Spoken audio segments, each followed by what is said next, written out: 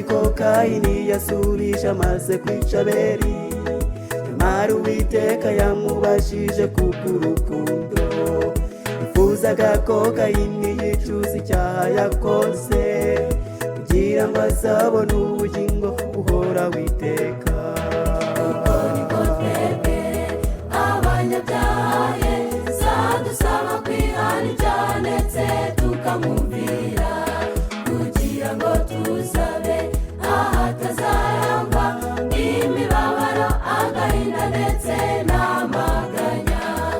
Uko niko twebwe abanyabyaha Yesu adusaba kwihana ibyaha ndetse tukamwumvira, kugira ngo tuzabe ahatazarangwa imibabaro, agahinda ndetse n'amaganya.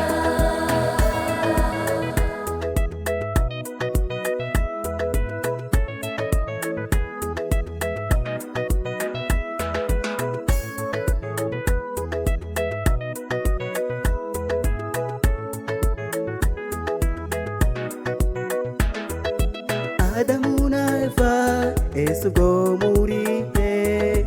Erega twumvise imirindi yawe turisha. Uko niko Adamu yasubije amaze kurya kw'itunda, ariko yaje kwemera icyaha ndetse ababazwa nacyo.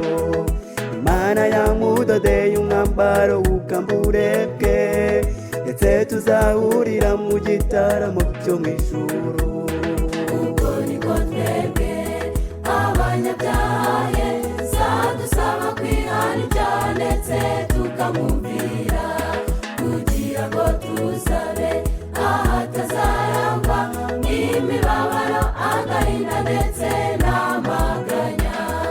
Uko niko twebwe abanyabyaha Yesu adusaba kwihana ibyaha ndetse tukamwumvira, kugira ngo tuzabe ahatazarangwa imibabaro, agahinda ndetse n'amaganya.